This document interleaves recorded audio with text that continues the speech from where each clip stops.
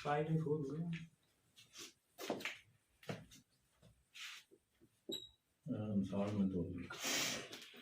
दोनों ही question board paper के लिए इंपॉर्टेंट है और दोनों क्वेश्चन दूसरे चैप्टर से संबंधित हैं। एक चीज हमने आपको ये फिक्स बताई थी कि जितना आपकी किताब में है उतना पढ़ने से ही आप मैथ का पेपर सही बनने वाला नहीं है, उसके अलावा कम से कम 20% एक्स्ट्रा नॉलेज होना चाहिए। अब आप कहें किताब में नहीं है तो ये क्वेश्चन 10 से ज्यादा बार बोर्ड पेपर में आ चुका है, तो सब कुछ किताब का हो ऐसा संभव नहीं है, खासकर इंटर में। देखिए पहले पहला क्वेश्चन हल करते हैं। कह रहा है कि सिद्ध दोनों को करना है। tan inverse under root 1 plus x minus root के अंदर है 1 माइनस एक्स बटे रूट के अंदर है 1 प्लस एक्स और रूट फिर प्लस रूट के अंदर है 1 माइनस एक्स। देखिए cos 2 थीटा के 4 सूत्र होते हैं, तो ऐसी स्थिति में जब +1 हो और यक्स के साथ यक्स एक बार प्लस में एक बार माइनस में हो तो यक्स बराबर cos 2 थीटा ही रखना चाहिए, क्योंकि cos 2 थीटा के ऐसे सूत्र होते हैं कि उससे हम +1 भी काट सकते हैं -1 भी काट सकते हैं। तो हाई स्कूल में ही आपको बता दिया गया था cos थीटा के 4 सूत्र। तो सवाल पहले पूरा लिखा, फिर इसके बाद लेफ्ट हैंड साइड ले लिया। लेफ्ट हैंड साइड से लेफ्ट हैंड साइड ले लेंगे तो सबसे पहले हम मान लेंगे कि माना x बराबर cos 2 थीटा, माना x बराबर cos 2 थीटा। तो यहां पर रखते हैं पहले tan inverse under root 1 plus cos 2 theta minus under root 1 minus cos 2 theta बटे under root 1 plus cos 2 theta और plus under root 1 minus cos 2 theta. ये सवाल है। cos 2 थीटा के कौन कौन से 4 सूत्र होंगे? एक cos 2 थीटा बराबर होगा 1 minus 2 sine square theta. cos 2 theta का ही एक सूत्र होगा 2 cos स्क्वायर थीटा माइनस 1। एक cos 2 थीटा का सूत्र होता है cos square theta minus sine square theta, और एक cos 2 थीटा का सूत्र होता है 1 माइनस tan स्क्वायर थीटा बटे 1 प्लस tan स्क्वायर थीटा। तो जैसे cos 2 थीटा के 4 सूत्र होते हैं ऐसे ही cos थीटा के भी 4 सूत्र हो जाएंगे। cos थीटा बराबर क्या होगा 1 minus 2 sine square theta by 2। जब यहां पर 2 थीटा है तो इधर थीटा आ रहा है, अगर इधर थीटा हो जाएगा तो उधर थीटा बाई 2 आ जाएगा हर जगह, वो cos थीटा के चारों सूत्र हो जाएंगे। तो अब देखिए tan इनवर्स और अंडर रूट 1 प्लस प्लस का 1 है, ऐसा सूत्र लगाएं कि माइनस का 1 आए जिससे एक से एक कट जाए। तो उन सूत्रों में किसमें है माइनस का 1? इसमें है, तो होगा 2 cos square theta minus 1 minus under root 1 minus है तो प्लस का 1, लेकिन इस वाले पद में किससे गुणा है? माइनस से गुणा है। अगर आप ऐसा लगा दें कि माइनस का 1 आए तो जब माइनस से गुणा करेंगे तो प्लस का 1 हो जाएगा, जुड़ जाएगा, तो इसमें उल्टा आपको लगाना पड़ेगा 1 माइनस 2 साइन स्क्वायर थीटा। देखिए इससे हम 4 क्वेश्चन 3 बनाते हैं अभी इसी क्वेश्चन से। एक तो ये प्रतिलोम त्रिकोणमिति का हो गया। एक सवाल यही आता, कहता इसका अवकलन कीजिए, तब कैसे करते? यही सवाल आ जाए कहते समाकलन कीजिए, तब कैसे करते? तो आप देखिए यहां पर under root 1 plus cos 2 theta का ऐसा सूत्र रखोगे 1 कट जाए 2 cos square theta minus 1 plus under root 1 minus cos 2 theta का सूत्र माइनस से गुणा है तो उल्टा रखेंगे 1 माइनस 2 साइन स्क्वायर थीटा। तो tan इनवर्स और 1 से 1 तो इसमें सीधे कट गया, इसमें क्या बचा root 2 cos square theta minus under root minus का गुणा करें इस वाले का अंदर, तो ये प्लस है तो ये माइनस हो जाएगा, ये माइनस में है तो क्या में हो जाएगा प्लस में 2 साइन स्क्वायर थीटा। 1 से 1 यहां पर भी कटा, यहां पर तो 1 से 1 पहले कट गया था, रूट 2 cos स्क्वायर थीटा बचा plus under root 1 minus minus से गुणा करो तो क्या हो जाएगा -1 प्लस 2 साइन स्क्वायर थीटा। फिर से 1 से 1 कटा, अब आपके पास बचा क्या tan inverse root 2 cos square theta का वर्गमूल निकल आएगा क्या, कास थीटा, माइनस 2 है तो ये अंडर रूट के अंदर है पूरा, तो 2 का वर्गमूल तो √2 होगा, लेकिन साइन स्क्वायर थीटा क्या आ जाएगा, साइन थीटा, बटे √2 का वर्गमूल √2 और कास स्क्वायर थीटा का कास थीटा, प्लस ये अंडर √2 और साइन स्क्वायर थीटा है, तो 2 का वर्गमूल √2 होगा और साइन स्क्वायर थीटा का साइन थीटा होगा। अब आप देख रहे हैं ऊपर से भी √2 कॉमन हो जाएगा और नीचे से भी √2 कॉमन हो जाएगा, तो आपका क्या आ गया, tan इनवर्स √2 कॉमन ले ले तो क्या आ जाएगा, cos theta minus sine theta, बटे √2 कॉमन ले लो, जो कॉमन लेते हैं उससे भाग देते हैं, तो आ जाएगा cos theta plus sine theta. अब इसके बाद √2 से √2 कट गया, तो tan inverse cos theta common लिया, जो कॉमन लेते हैं उससे भाग देते हैं, तो कास थीटा में कास थीटा का भाग दोगे कितना आएगा, 1, माइनस साइन थीटा बटे कास थीटा क्या हो जाएगा, tan थीटा, बटे नीचे से भी कॉमन ले लिया कास थीटा, तो नीचे भी कास थीटा का भाग दो, कास थीटा में कास थीटा का भाग दोगे कितना आएगा, 1, धन साइन थीटा बटे कास थीटा क्या होगा, tan थीटा।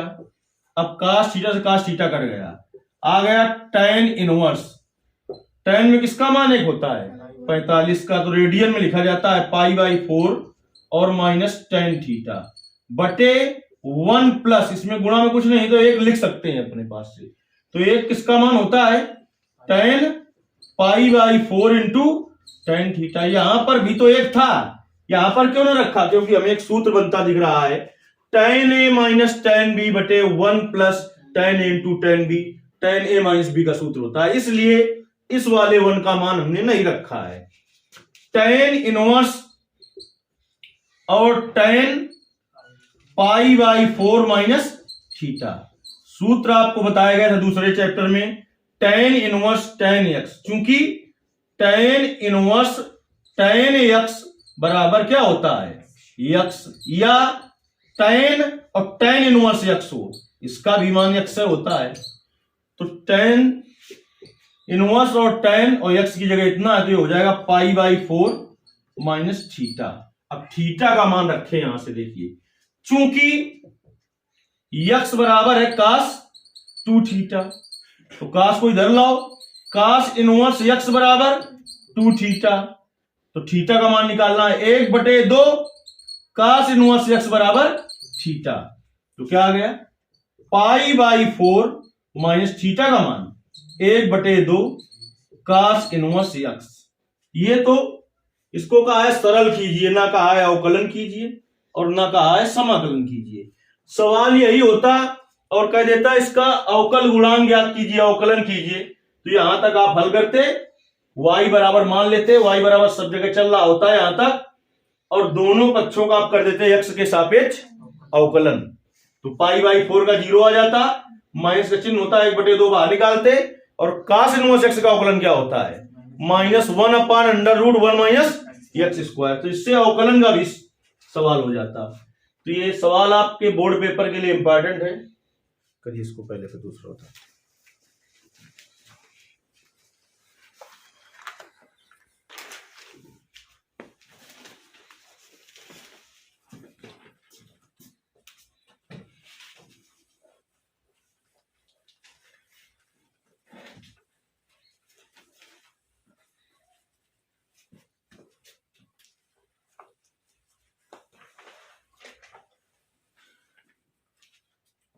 देखिए अगला क्वेश्चन था आपका, कह रहा था यदि tan inverse x plus tan inverse y plus tan inverse z बराबर पाई, तो सिद्ध कीजिए x plus y plus z बराबर x y z, ये सिद्ध करना था। तो इसके लिए हमने आपको एक सूत्र बताया था कि tan inverse x plus tan inverse y plus tan inverse z बराबर सूत्र होता है tan inverse x plus y plus z minus xyz बटे 1 minus xy minus y z minus z x. इस सूत्र का प्रयोग कर लें तो सवाल बिल्कुल छोटा हो जाएगा। इसी सूत्र का प्रयोग कर लेते हैं हम। tan इनवर्स लिखा भी है ये, tan inverse x plus tan inverse y plus tan inverse z, और इसका सूत्र होता है x plus y plus z minus x y z बटे 1 minus x y minus y z minus z x बराबर पाई। tan इनवर्स इधर है उधर जाएगा तो क्या हो जाएगा tan, क्योंकि कोई चीज इनवर्स कैसे बनती है, जैसे 1 अपान एक्स लिखा है तब वो एक्स इनवर्स बनता है। तो tan इनवर्स को हम सोचे तो 1 अपान tan लिखा है, 1 अपान tan है अगर तो इधर है भाग में, उधर क्या में जाएगा गुणा में, ऐसे हो जाता है। तो x plus y plus z minus x y z बटे 1 minus x y minus y z minus z x बराबर हो जाएगा tan पाई। पाई का मतलब ये रेडियन में लिखा है, अंश में 180 होगा, और tan 180 का मान 0 होता है। तो x plus y plus z minus x y z बटे 1 minus x y minus y z minus z x बराबर tan पाई का मतलब 0। इसके बटे कुछ नहीं है तो क्या एक है, त्रिया गुणा करा दीजिए आप, एक का गुणा इसमें होगा, 0 इससे गुणा करेगा, 0 जिससे गुणा करता है उसको 0 कर देता है, और एक का गुणा जिस संख्या में करते हैं वही संख्या रहती है। तो इसका एक से गुणा करेंगे इसमें तो हो जाएगा x plus y plus z minus x y z बराबर 0, क्योंकि 0 जिस पद से गुणा करेगा 0 कर देगा। तो x plus y plus z बराबर क्या आ जाएगा एक्स वाई जेड। ये छोटी विधि हुई आपकी।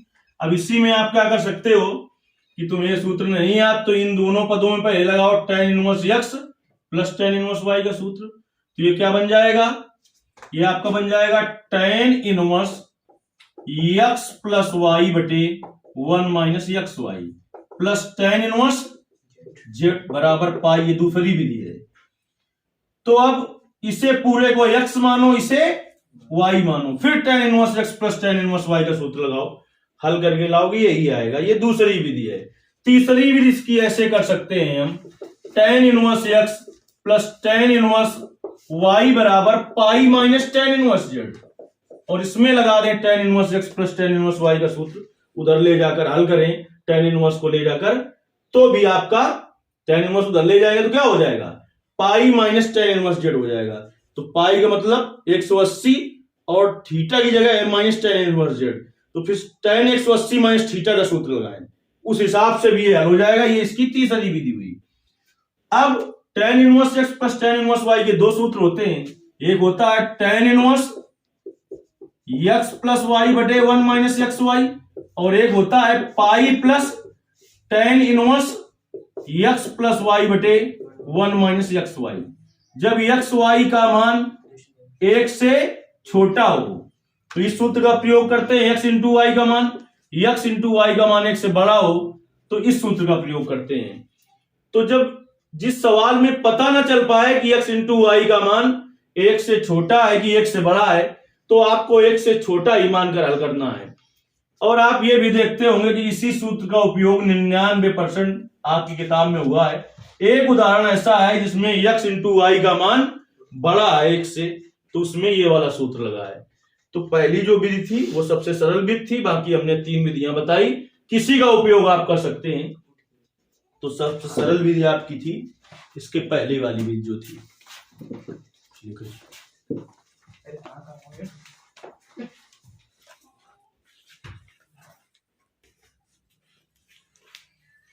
देखिए कल एक सवाल बोला था वो अभी रह गया था।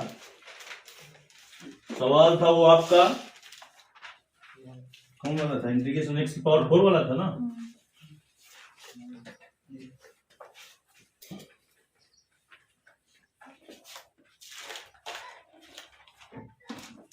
सवाल था आपका इंटीग्रेशन x की पावर 4 अपान एक कोष्ठ में x माइनस 1 था, दूसरे में x स्क्वायर प्लस 1 था dx। तो माना i बराबर, समाकलन करना है तो तुरंत i बराबर मान लेते हैं। अब इसे हम अगर आंशिक भिन्न में तोड़ने जाएं तो आंशिक भिन्न में उसी भिन्न को तोड़ सकते हैं जो भिन्न उचित भिन्न हो। उचित भिन्न किसे कहते हैं?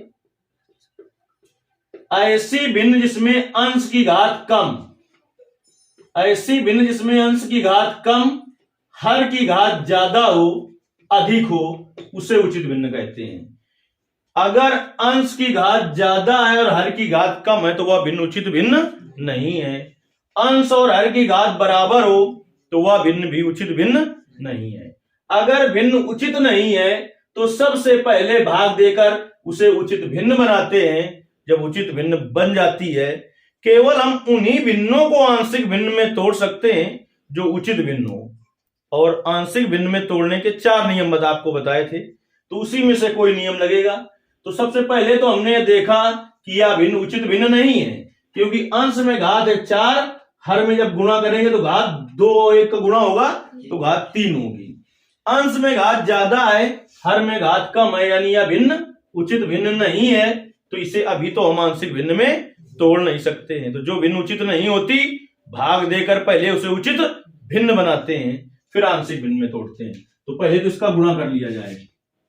इंटीग्रेशन x की पावर 4, x का गुणा करो इसमें तो x cube plus x minus 1 का गुणा करो माइनस x स्क्वायर और माइनस 1 dx। तो इंटीग्रेशन x की पावर 4 बटे x cube minus x square plus x minus 1 into dx हो गया। अब पहले हम भाग दें और इसे क्या बनाएं? तो x cube minus x square plus x minus 1 का भाग देना है x की पावर 4 में। तो x क्यूब का भाग x की पावर 4 में दो, x बार जाएगा, जितनी बार जाएगा उसका इस सब में गुणा करो तो क्या आएगा? x की power 4 minus x cube plus x square minus x। अब इसके बाद घटाया जाता है तो ये माइनस, ये प्लस, ये माइनस, ये प्लस, इससे कट गया। ये क्या बचा? x cube minus x square plus x। अब x क्यूब का x क्यूब में भाग दोगे कितनी बार जाएगा? 1 बार। तो गुणा करो, इसमें क्या आएगा? x cube minus x square plus x minus 1। तो घटा दिया जाता है उसके बाद। तो ये माइनस, ये प्लस, ये माइनस, ये प्लस, ये कट गया, ये कट गया, ये कट गया, कितना बचा? 1। अब तो भाग जाएगा नहीं। तो इंटीग्रेशन भाग कितनी बार गया? x प्लस 1 बार, ये लिखा, प्लस शेष कितना बचा? 1 बटे भाग किससे दे रहे थे? x cube minus x square plus x minus 1 into dx। ये सब चीज रफ में करने की नहीं है, फेयर में ही करना होगा। यही चीज ये सिद्ध कराती है कि आपने नकल नहीं की है कहीं से। इंटीग्रेशन x प्लस 1 प्लस 1 बटे, इन दोनों में कॉमन है, इसको फिर से वही बनाना पड़ेगा जैसे था, बनेगा यही, चाहे आप सीधे लिख दो चाहे हल कर लो थोड़ा।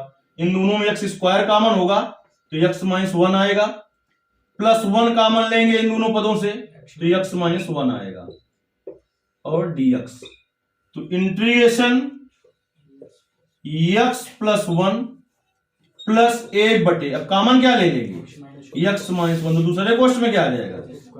x स्क्वायर प्लस 1 और dx। ये i बराबर चल रहा है आपका। तो अब i बराबर, देखिए जितने पदों का समाकलन हो जाए कर लेंगे।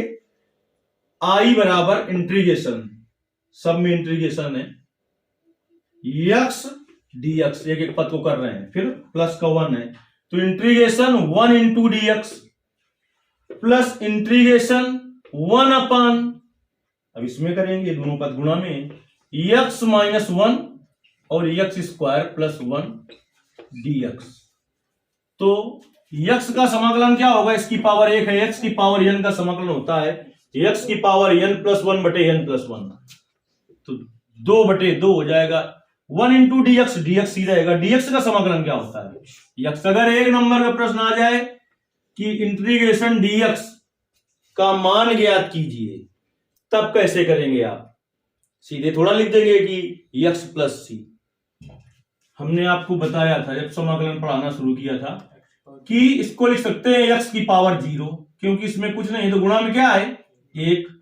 x की पावर 0 है, क्यों लिखेंगे? अगर यहां पर dy होता तो यहां पर 1 गुणते dy लिखते, फिर लिखते y की पावर 0, अगर dz होता तो 1 लिखते, लेकिन z की पावर 0 लिखते। अब इसमें लगाइए समाकलन का सूत्र आप, तो क्या हो जाएगा, x की पावर 0 + 1 बटे 0 + 1 प्लस c।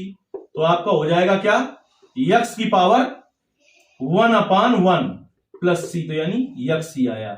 इसलिए ऐसा होता है, ये i बराबर है और प्लस इंटीग्रेशन 1/x - 1 x² + 1 और dx, इसको समीकरण 1 डाला।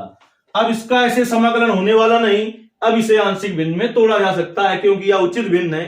अंश में घात 1 भी नहीं है, हर में 3 घात है। ऐसी भिन्न को कहते हैं हम उचित भिन्न, और इसे आंशिक भिन्न में तोड़ सकते हैं। इतना करिए पहले। अच्छा